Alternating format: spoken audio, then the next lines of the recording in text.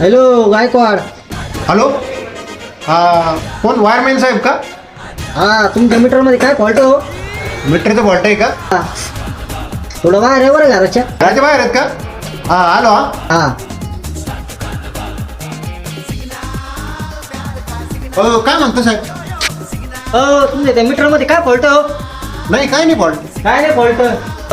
तुम्ही काय म्हणतोय, तुम्ही चोरून लाईट वापरून राहिले ते मीटर मी सांगू राहिले आम्हाला. तुम्हाला वर्षाचं आहे का 25,000 रुपये बिल भरायला लागेल.